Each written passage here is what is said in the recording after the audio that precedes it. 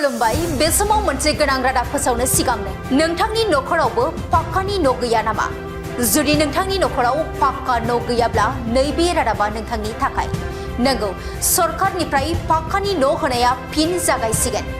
जाय सुबुंफोरनाव पाक्का न' गैया बिसोरनि थाखाय फिन पाक्कानि न' होनाया जागायफिनसिगोन। दासिमाव रायजोनि 20 लाख नखरफोरा सरकारनिफ्राय न' मोनबाय। बे खेबावबो 7 लाखनिबो बांसिन नखरफोरा सरकारनि न' मोननो थांगासिनो दङ। नंगौ, 7 लाखनिबो बांसिन नखरफोरा बे खेबाव सरकारनिफ्राय न' मोनगोन। जुदि नोंथाङाबो सरकारनिफ्राय न' लानो गोसोब्ला थाबैनो एप्लाइ खालामदो। बे समाव रायजोनि लाख लाख नखरफोरनि थाखाय गोनां रादाब। 7 लाखनिबो बांसिन नखरफोरनो सरकारनि न' होनो थांगासिनो दङ। प्रधानमंत्री आवास योजनाजों लोगोसे मुख्यमंत्री आवास योजना बिथांखिनि गेजेरजों मोनगोन बेसेन नाङै पाक्का न'। बे बिथांखिनि गेजेरजों जुदि नोंथाङाबो न' मोननो लुबैदोंब्ला थाबैनो एप्लाइ खालामदो।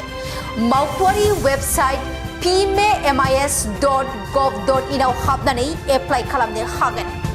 प्रधानमंत्री आवास योजनाजों लोगोसे मुख्यमंत्री आवास योजना बिथांखिनि गेजेरजों रायजो राजाफोरनो न' होनाया थाबैनो जागायसिगोन।